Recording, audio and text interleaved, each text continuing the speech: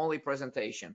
So presenting will be Sandy Kamsley, and Pete may be part of that audio as well. And Sandy is a technology catalyst with over 30 years of experience in software design and application architecture, combined with a deep understanding on business environments and how technology can impact them.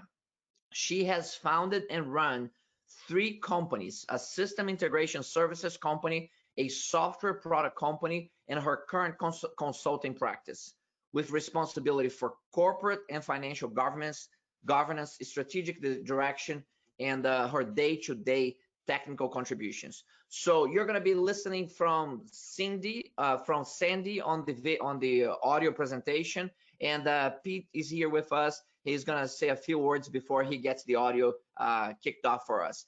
Hello, Pete. Great to have you with you. Thanks for the time to share your wisdom with you. One more thing with us. Happy to be here. One more thing, Pete. I apologize. I have to say one more thing. As you know, after the presentations, we have live Q&A. This is also true here. Although this is an audio presentation, Pete is going to be available with us for the live Q&A immediately after the audio presentation. So Pete, I apologize. No, without further ado, great to have you with us, and very much looking forward to this presentation and the Q&A that will follow.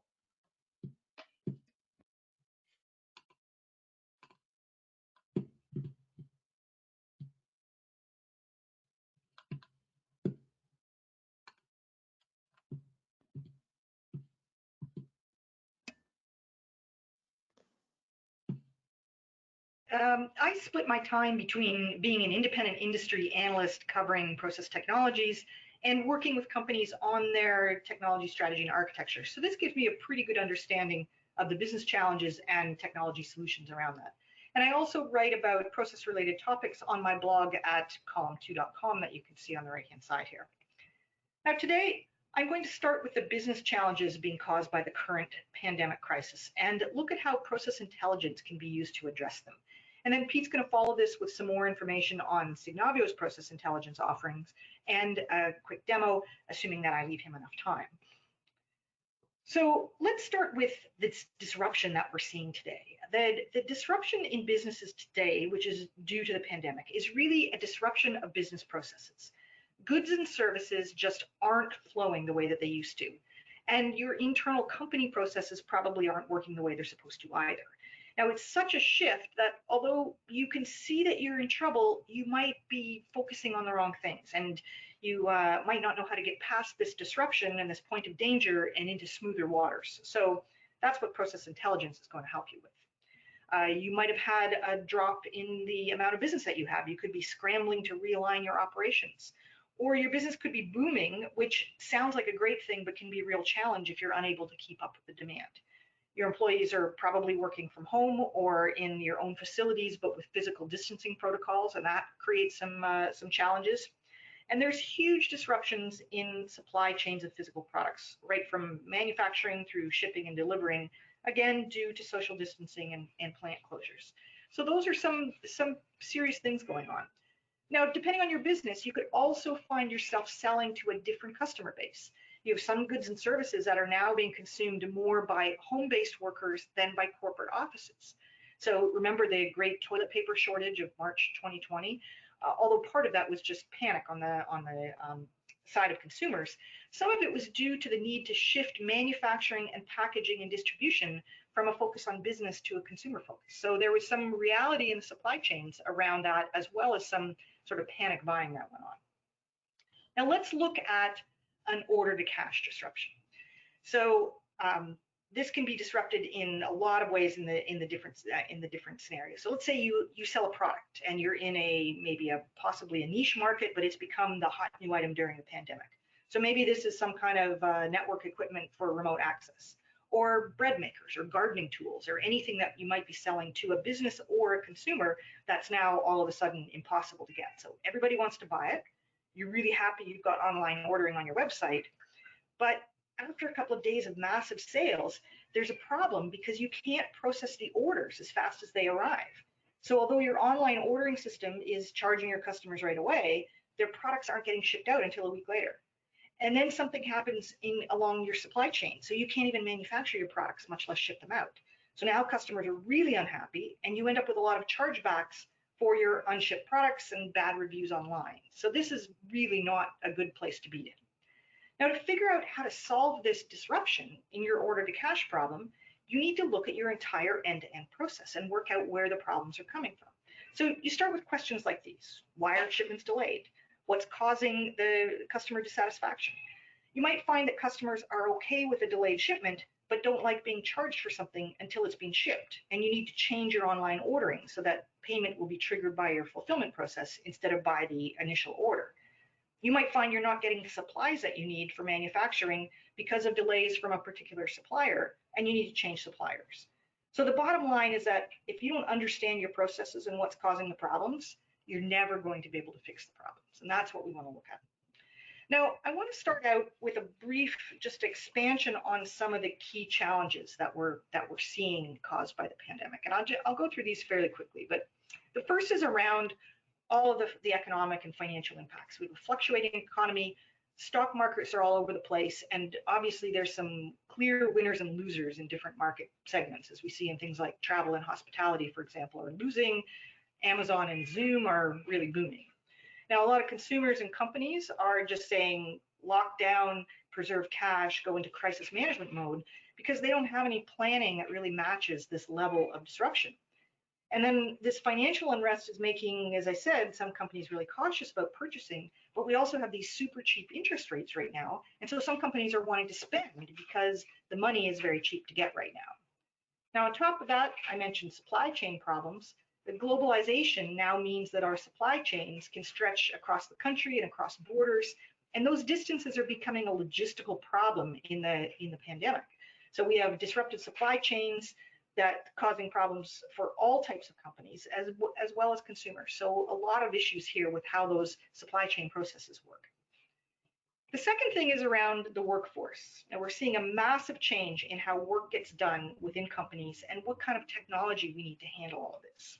Now you're already in the middle of figuring out how to handle a distributed workforce, and depending on where you are, you might be handling how to move that workforce back into the office part of the time.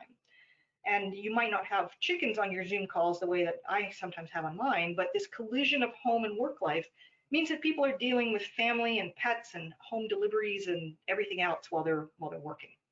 Now, one tool that I really see as valuable in supporting remote workers is intelligent automation. So the idea that you can send people the right work at the right time, let them collaborate with their colleagues, and still have security and compliance in those business processes. And that's what some of these process technologies can bring us as well. Now, this also changes the way that work is managed with people working in a distributed manner. These old style offices where you had a manager walking around making sure everybody looks busy, that's just not a good fit, obviously, with remote work. So you want to make sure that your employees are being rewarded on results, and then you don't need to be watching them every minute. So you need to have the right metrics in there. So at the end of the day, the old way of working in an office is probably gone forever. Now, this does not mean we won't go back to working in offices together. There's still some things that just work better when they're done in person. But companies are realizing that allowing employees to work from home at their discretion, maybe once in a while or maybe completely, can be a good thing all around. Now, the third major business challenge is dealing with contactless customer interactions. We have Domino's autonomous pizza delivery oven here, and there's probably some innovative ways that you can have the necessary interactions with your customers. You could have the same people that are dealing with customers now face-to-face, but doing it using some sort of online collaboration platform. You can get more self-service in place where you could have chatbots answering some questions and then escalate to an agent when you need to. And there's also potential to have remote devices do some of the work. There was a really interesting case study I saw with Allstate Insurance. This was a number of months ago, where they were using drones to check roof damage after hurricanes so that an adjuster didn't have to drive out to your house and climb up on your roof and spend half the day looking around. So this let them settle claims faster, obviously. And now it has the additional advantage of providing a contactless interaction for doing that kind of inspection. Now, the key to moving customers to these online interactions is you have to have a modern customer experience that's easy to use, and it also has to be fully functional. So you want to have things like a customer being able to do a complete order and support functions online and not have to call in to do part of their transaction. You could have other things that you do with customers as well. You could have virtual conferences. I've been going to a lot of virtual conferences lately, mostly with software vendors, but with other companies as well. And there's some really interesting ideas around how these virtual conferences and online training are changing, with the idea that most people are working from home now. So none of this is going to happen, of course, without a modern technology infrastructure, and this is forcing a lot of companies to really modernize or perish at this point. So if you're going to support remote workers, have a great online customer experience, let your customers process their self-service transactions automatically, you might have some work to do because you might not be there yet. So a major issue that we have is that this legacy infrastructure is really fragile when it has unexpected loads. It might not have flexible enough processes to allow for different work patterns, so that if you have to change the way that work gets done because some people are remote, your legacy systems may not support that. And with having a distributed workforce, you need to set up some secure remote access methods. And this puts a strain on your network infrastructure too, and potentially on the back-end systems, depending on how they're being accessed. So there can be some issues here with this legacy infrastructure just being fragile. So what I'm seeing with a lot of companies then is they're saying like, oh, this is a time we need to move on to cloud platforms. So they're all rushing to get their core processes on cloud platforms. So this is certainly going to make them more scalable and more available to a distributed workforce, but this has its own risks too. Any kind of accelerated IT project, you know, is going to have risks. And if you're just pushing it through without understanding what those fundamental problems are in your business processes, why your processes are broken, then you're just going to be doing the same thing faster in a more distributed manner, not necessarily fix the problems that you have. So we have an opportunity now to look at technology modernization and business reorganization. That's not just about surviving through this disruption, but actually increasing your competitiveness so that as we exit the crisis, you're in a better situation. And the core of these changes I really see being around creating agile, intelligent processes that can be scaled and distributed. So you want to create a new business model or a new product, agile processes and automation are going to help you with that. You need to support a remote workforce, whether it's your core workers just going and working from home or something in another country. A distributed cloud-based platform is going to let you do that. And you need to scale your business up or down. Well, automation and cloud scalable architecture are going to support that. So it's these new ways of doing business, being able to have these agile, intelligent processes that can scale and that can be done anywhere. Now, once you have these plans in place that are really going to make you more competitive, then you're in great shape to get back to business with the same old challenges you had before the pandemic. There's always going to be new competitors, new business models, new regulations, new customer expectations. And what you're going to find is that a lot of businesses right now hit the pause button, and you have the chance to right now keep moving forward while your competitors are standing still. Now, no matter how quickly we pass through this crisis, it has changed the future of work in many businesses. We see some industries like travel and hospitality and even commercial real estate that are going to take a long time to recover. We're going to see a lot of business failures during that time.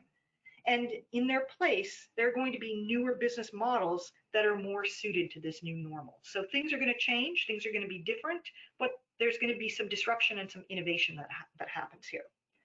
A lot of companies will keep the idea of a distributed workforce because it makes sense for them. It makes sense economically. It lets them draw from a broader talent pool. It lets them cut down on the amount of office space that they need. It also makes some employees happier not to have to spend hours commuting every week, or it lets them choose to move out to the country or live in a different part of the country altogether. So there's a lot of flexibility there. And then because of this distributed workforce, some products that were sold primarily into businesses are going to shift to the consumer and home office market. So lots of computer and networking equipment here, but also office furniture, video conferencing environments, and even home office insurance. Oh yeah, and toilet paper, of course. Now, the CEO of Barclays Bank points out that a lot of industries are never going back to large offices where everybody has to be in the same place at the same time. That one decision changes everything for so many different industries. This is really the game changer, that this idea that companies are saying, distributed work, it's not like we're going to be distributed, everybody work from home all the time, but we don't all need to be in the same place at the same time either. And that means having some technology, some understanding of processes and so on that has to come into place before we can do that.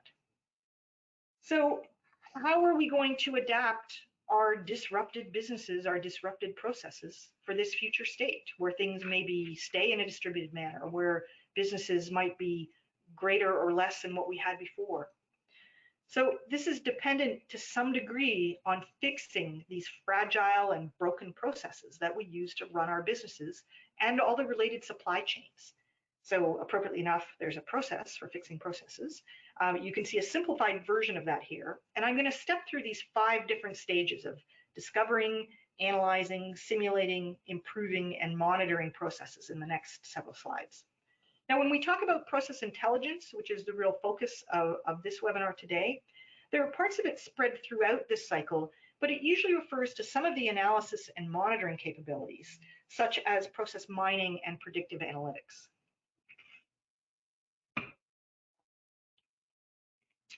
Okay, first, I'm just going to take a very quick look at the general landscape of intelligent process automation tools. I don't want to spend a lot of time here, and this is a lot of sort of word salad going on, and I'll break these down a little bit more in the following slides.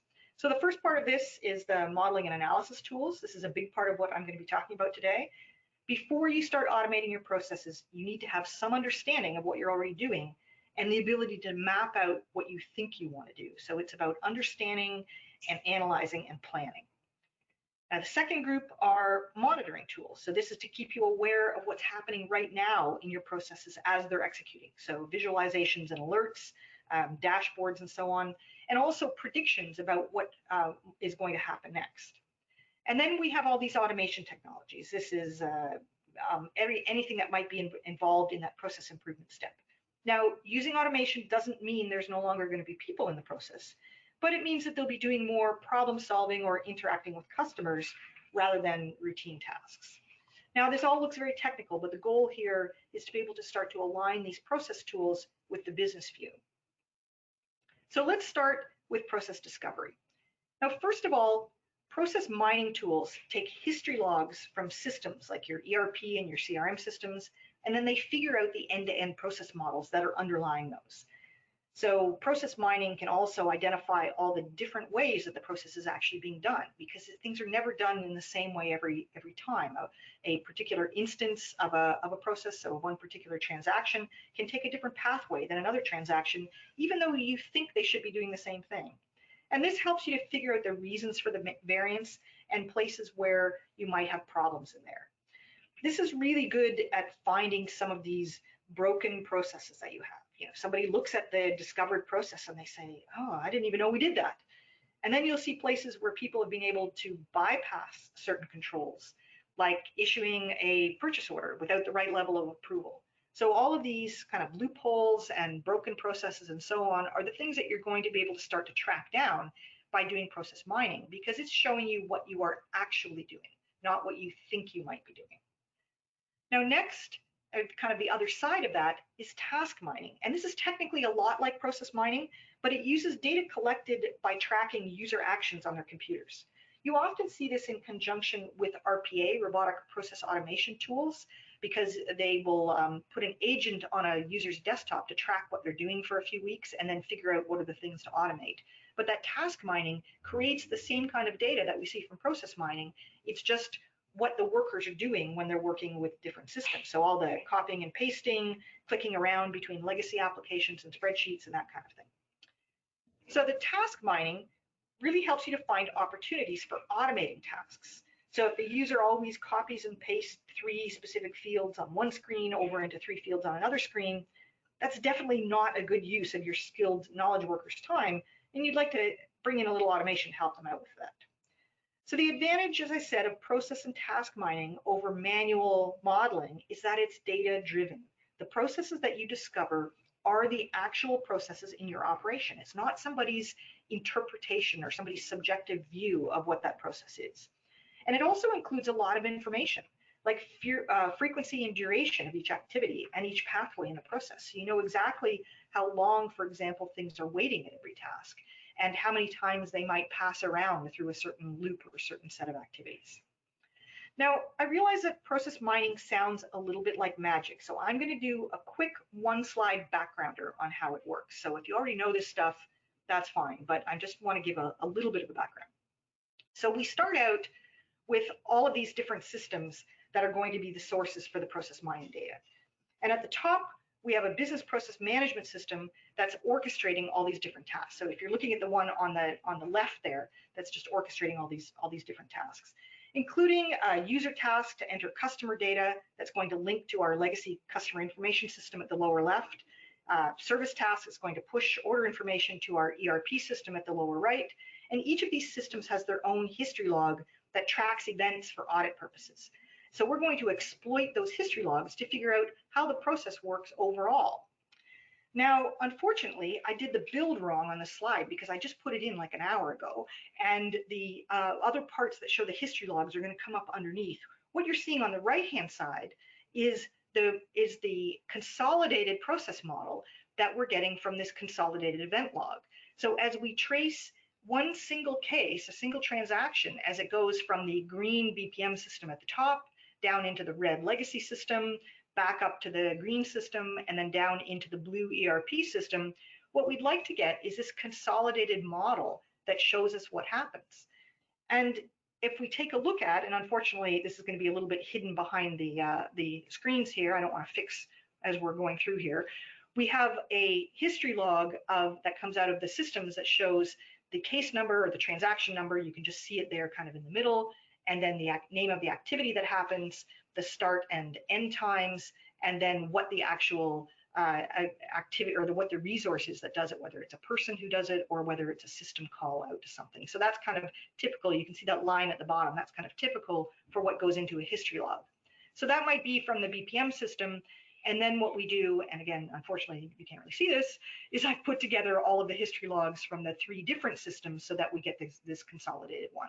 And from that, there's now these sort of magical algorithms that derives the process model from these records. And they're not really magic. I know what the math is behind these algorithms, but thanks to some very smart researchers at Eindhoven University in the Netherlands and a number of other places, we can then derive this process model that consists of all of the activities that are happening in all of the different systems. So now we know what our process actually looks like as we pass through an individual transaction or as an aggregate for the transactions. Now, task mining is a somewhat newer concept, and it captures the user interaction data as they work across different applications, but the algorithms to derive the process models are pretty much the same. So that just gives you a little bit of a background on what process mining is, just so that it doesn't seem too mysterious.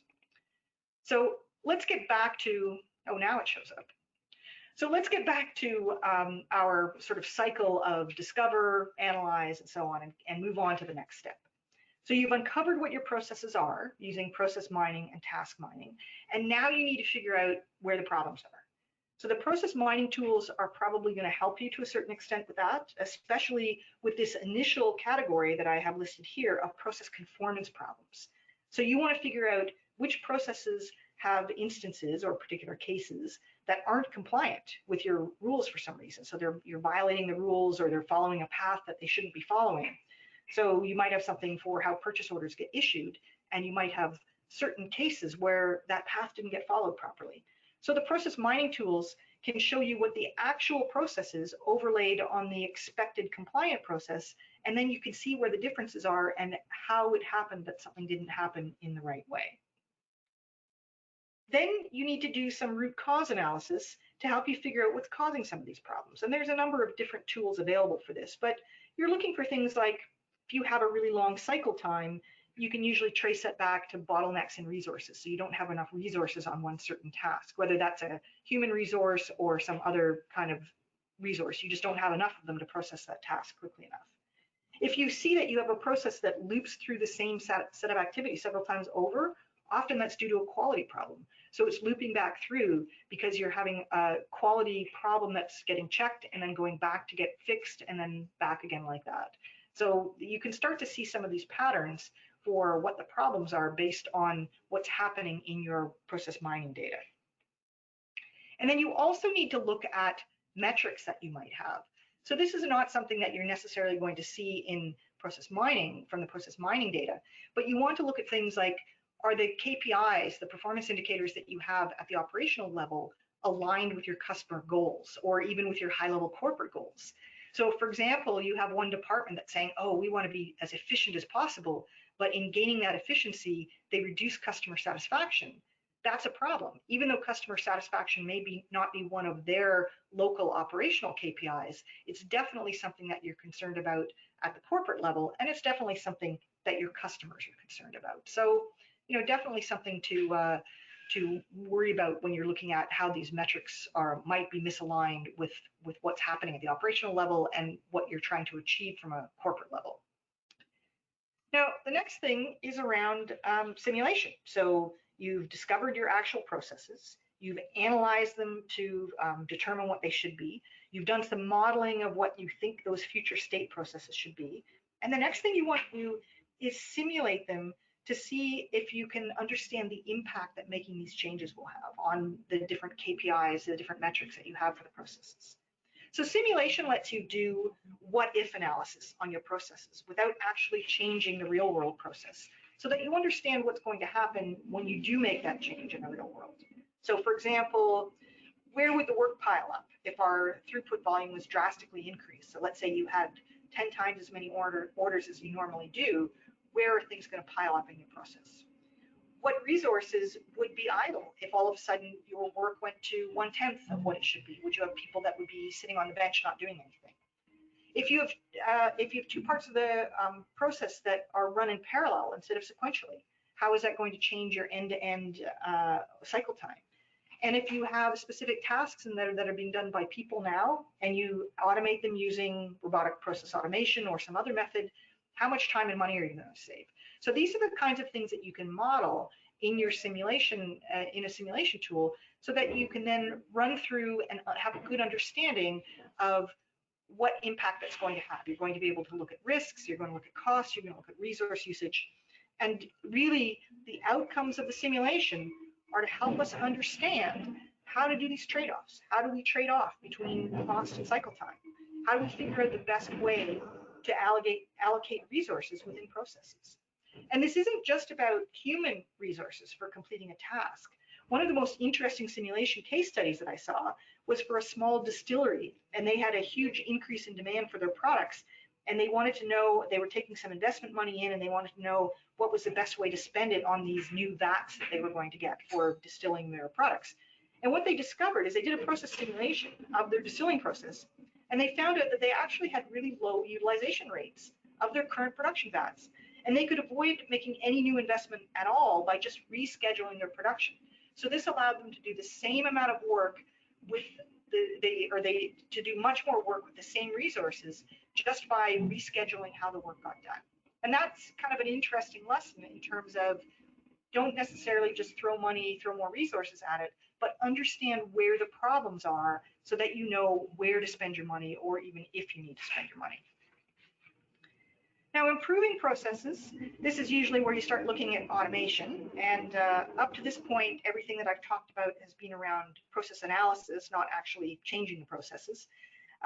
Process and case management systems can orchestrate the overall flow of a process. So you use them to do that workflow that goes over top of everything else. And they integrates with other systems. It can have, as I showed you those that diagram before from the process mining, was that we could have a process management system that then calls an ERP system or calls an external service task.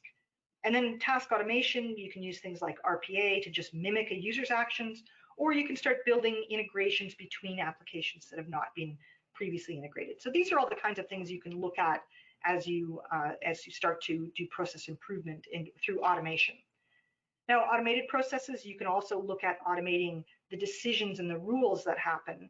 And this can use the artificial intelligence and machine learning to make better rules or rules that will learn as they go along.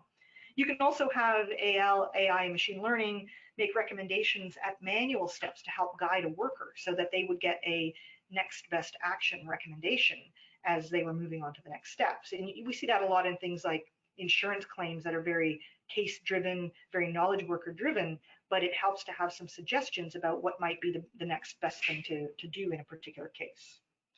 Now, once you've automated all of these processes and decisions, you're in a position to enable customer self-service, because now you can have a customer action on your website that can trigger a completely automated process. So that obviously brings you a lot of efficiencies there and can really improve the customer satisfaction too. But process improvement is not just about automation. It can also come purely through procedural changes. This is like old school business process reengineering stuff and the kind of things that we see in Lean Six Sigma. So you want to start by, as I mentioned before, aligning those operational KPIs with the customer journey. Make sure that you're doing the right things at the right time. You want to put in some checkpoints to make sure that your manual processes are compliant. Now, you can definitely have automation help with this, but it's still possible to have compliant procedures without automation. You just need to have some understanding as to where those checkpoints need to go in there. Now, some of the biggest impacts are going to be from reducing handoffs between workers, so that if one person gets a piece of work and completes it, then it doesn't have to be handed off to multiple people to do different parts of it. And also removing unnecessary steps in the process. So if you've done Lean Six Sigma training, these are very familiar places that you would look for improvements. So as you start to model out your processes, analyze them, you're going to see things like, oh, we can reduce the handoffs and really get rid of some of these steps in here that we don't need anymore. Now, one of the things that we'll see as we reduce handoffs is that you now might need a worker to do more than one task or more than one type of tasks. And we'll also see places from process mining that showed a lot of looping back, which could indicate some sort of quality problem. So you want to make sure that workers are properly trained for all the tasks that they need to perform as well.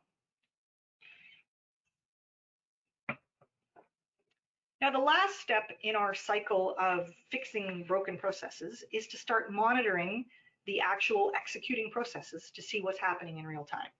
Now, things are going to go wrong, and you want to be able to see that as it happens. So this is where we have real-time dashboards and alerts and all kinds of messaging that might come in here. But it's really not enough to just be reactive and respond once something has already gone wrong. What you'd really like to have is some predictions of what's going to go wrong in the very near future, and then you can try to head it off before that even happens. So let's say you have a lot of work piling up and it's getting to the end of the day. I used to do a lot of work with mutual fund and investment companies, and if there were manual transactions that had to be entered, they had to be done by a cutoff time at the end of the day, and they would, by being able to see how much work was there and making a prediction about the resources required in order to complete that work, they were able to then immediately say, well, can we get these 5 people to stay overtime, because that's what we're going to need in order to finish up the work before the end of the day today. So these predictions will help you with things like resource planning. Now, we can also look at operational insights, and this is going to combine data from process mining, analysis, and simulation, and provide really a clearer view of what we need to do to keep things on track. Ideally, you'd like to be able to compare currently running processes against some of the conformance models that you used during mining and analysis, and then use this to make estimates about workload, as well as ensure compliance for these processes. So what are the lessons then for process intelligence in disruptive times? We need to focus on intelligence, process intelligence, not just blindly automate broken processes without understanding why they're broken or the best way to fix them. So if your processes are disrupted by the current crisis, the first order of business is to understand what you're doing and understand why it's going wrong, not just to move things onto a new platform or throw more people at it. So then once you have an understanding of the process, you can look at some automation or upgrading of systems. You can look at data-driven decisions and AI for automating some of your decisions. You can standardize your processes wherever possible, and then build in some of this integration between different systems, or use RPA so that your workers aren't doing the routine activities. And then finally, you want to monitor your end-to-end processes so that you see what's going wrong before it even happens, and compare your current processes against those ideal benchmarks. So this is this cycle of fixing the processes. But I really want to point out that we want to put the focus on process intelligence through understanding and monitoring, not just automation, because a lot of companies have very broken processes right now, and you need to get those fixed. So I'm going to wrap up with some of the best practices for adapting processes to the current crisis situation. So you've seen a glimpse of what process and task mining can do to figure out your actual processes, and this should become a primary analysis tool. Right now, process modeling and analysis can't be done in the usual ways, which is typically you'd have business analysts going around and doing job shadowing or in-person interviews, observing how processes are done. Right now, this is a great opportunity for business analysts to start using process and task mining to do remote data-driven analysis in addition to their usual toolkit of things. One thing you really need to do is you have to get physical documents out of the processes. So through some sort of level of automation. Moving physical paper between distributed workers is really slow and it's really expensive, and usually it's completely unnecessary. You just convert all physical content the minute it hits your company. You convert it to digital form, and then it just becomes part of the process, the distributed process. Or even better, have customers upload it directly in digital form so that it's never in a paper form at all. And then you don't even have to do the work of converting it to a digital form. Now, distributed workers need to have a productive work environment, depending on the type of work that they have. This could mean collaboration tools, integrated chat systems to work with customers, streamlined data entry screens if they're doing data entry of some sort. And all of this needs to be sensitive to slower network speeds because it'll be running over workers' home internet connections. So they're not going to be directly plugged into your data center the way they might be if they're at your head office. It also has to be secure against malicious network intrusion, again, because you're working from their home internet connection and using things like VPN and so on to make sure that you have the right kind of protection available in there. Now, work needs to be assigned and routed to the right person at the right time, regardless of their physical location. You can't have managers assessing and redistributing the workload by walking around and see how many piles of things are on each person's desk. And I see that a lot in very paper-centric or content-centric kind of organizations where there might be case files and a manager literally walks around and looks at people's desks and says, oh, you've got 10 and you've only got 2, let's reallocate some of these. There has to be other ways to get work to people, make sure it's getting to the right person at the right time. And also for reallocating work so that a manager can look virtually at how much work each person has and reallocate it if necessary. Automation, as I said, I went through some of the automation things. Wherever you don't need to have human interaction, it's a good idea to start looking at automating tasks. Now, replacing people with automation can be a really unpopular topic, but the current upheaval is really an opportunity to rework your processes and automate tasks to really reduce the amount of routine work that's performed by workers. And then lastly, you need to monitor all of this. You have to monitor those end-to-end processes to make sure that everything is happening the way it's supposed to be happening. Moving to a distributed work environment can really cause compliance problems, and it can also cause some performance impacts on individual workers. So you want to track what's happening, when it's happening, and why it's happening in order to do that. And that's where the monitoring comes in. So this is how we bring all of these process intelligence capabilities and automation capabilities together, and how we need to impact our broken processes now in these current times. Perfect. Thank you, Sandy. So my name is Pete Galdi. I'm one of the account executives here at Signavio, and I focus on the process intelligence space. So really just quick, one slide before I get into the product here to show you it is just our approach to process intelligence. And what we do is we take a two-pronged approach to analyzing and adapting to the disruption that may be happening in your industry today. So the two-pronged approach starts with data-driven process management. And so that's a lot what Sandy was talking about, the auto discovery of your processes, the fact-based insights that are coming out of the data that resides in your back-end systems, KPIs and dashboards, and then live monitoring, alerting, all based on data, nothing that humans are in there keeping track of or loading with data. And then bringing that together with the human-centric approach, which is where you're looking at how things are going to change. So creating new ways of working. Those future processes will be different, as Sandy pointed out there. the Domino's autonomous pizza oven is not something that can be found in your data today. It has to be designed by some of your skilled stakeholders in the organization, and then being able to communicate and collaborate in a cloud setting where all this information resides and everything is interrelated and connected in one central location.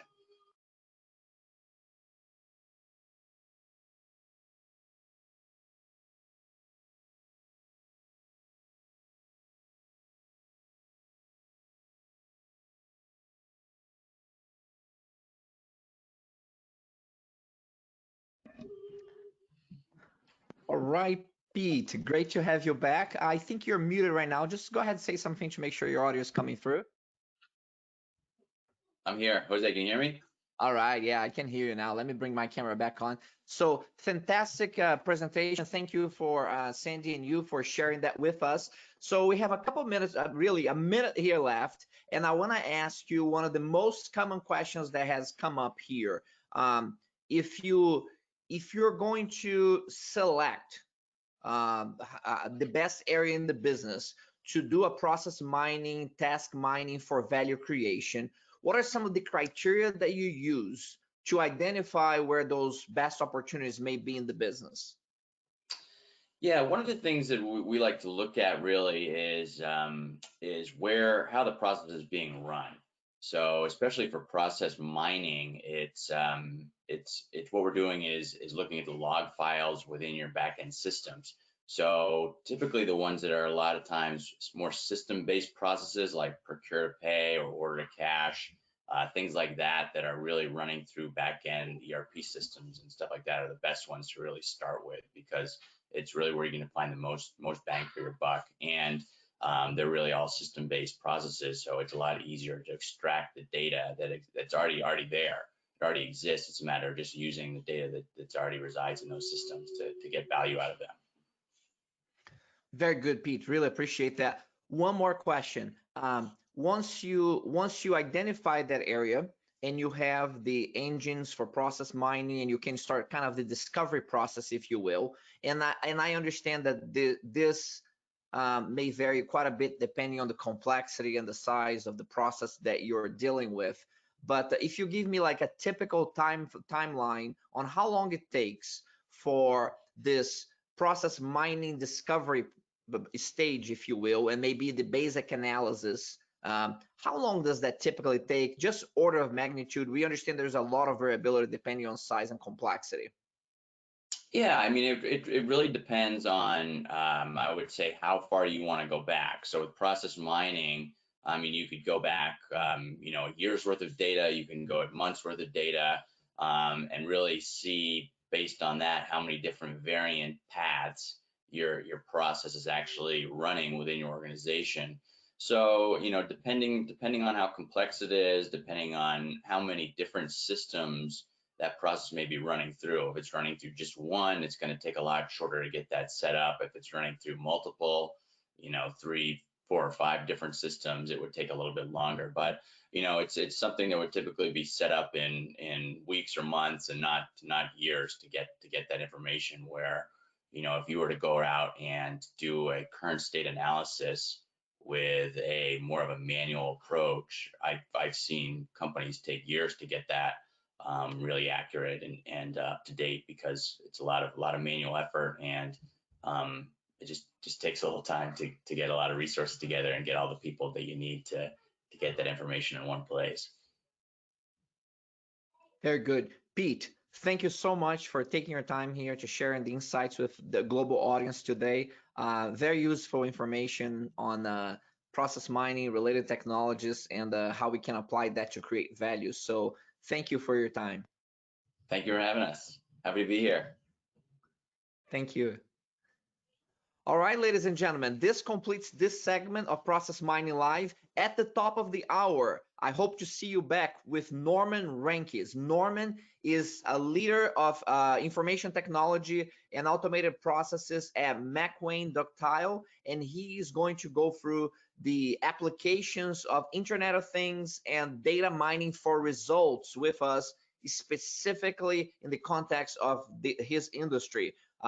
Very interesting practical approaches to digital technology implementations that create real value for his organization. So I look forward to seeing you at the top of the hour and with Norman Rankes. Thank you.